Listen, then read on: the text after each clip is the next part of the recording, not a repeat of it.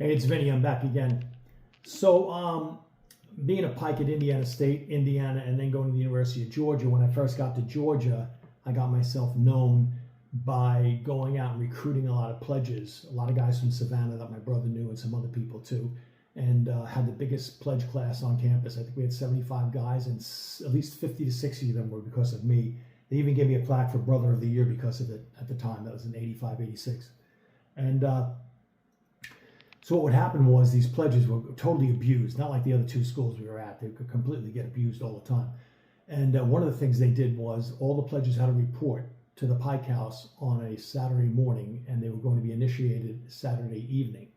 Now, we lived on Lumpkin Street, and it was one of those big pillared mansions, and in the back there was a big basketball court, and it was in the shape of an L up on top, 3 stories tall.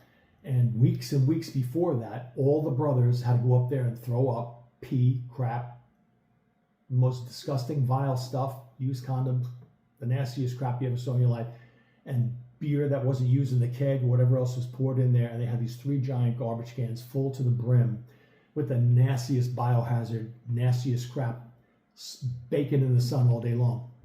Well, the pledges had to come back to the house, and we called it the picture. And they'd all line up at the base of the wall, and we'd be out there with a picture, and the guys up on the roof would pick up these giant barrels, like 4 or 5 guys at each barrel to make sure they didn't drop it.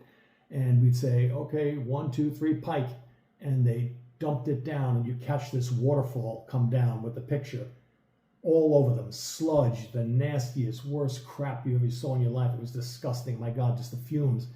They weren't allowed to go in the house and shower off. They had to walk back to their dorms and do whatever they needed to do and still be back on time for the dinner and to be initiated later that day.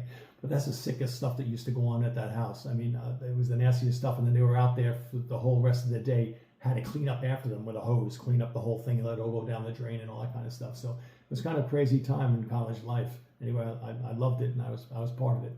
Anyway, that's more Unorganized Crime. If you get a chance, hit the like button, follow button, leave a comment if you like, and I will see you again on Unorganized Crime.